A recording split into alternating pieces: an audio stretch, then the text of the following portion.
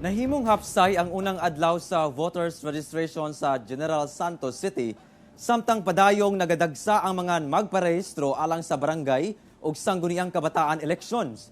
Ani ang report ni Justoni Humamil.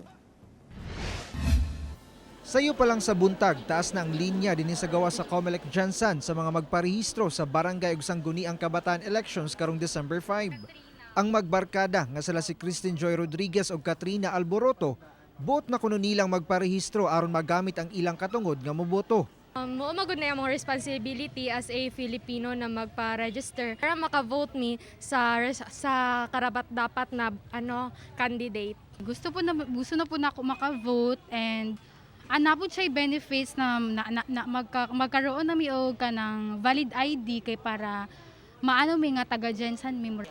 Ang pag-umangko ni former Senator Manny Pacquiao nga si Joshua Pacquiao, mili niya usab aron makaparehistro mintras sayo pa.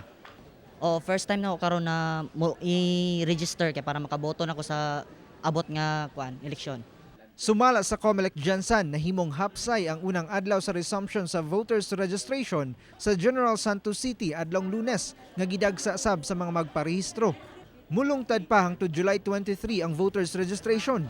Apan panawagan sa Comelec nga magparehistro na aron dili magdasok sa ulayng adlaw sa registration. Registration is a part of the preparation. So, kahapon lang nagsimula yung ating registration and then matatapos ito hanggang July 23. So, sa lahat ng taga General Santos, lalong-lalo na po yung mga hindi pa naka-register, it's your time to register. Lalong-lalo na po yung ating mga kabataan, no? Dahil nalalapit na rin po ang ating SK elections. Kauban si Bong Vicencio sa kamera. Ako si Tony Humamil para sa One Mindanao.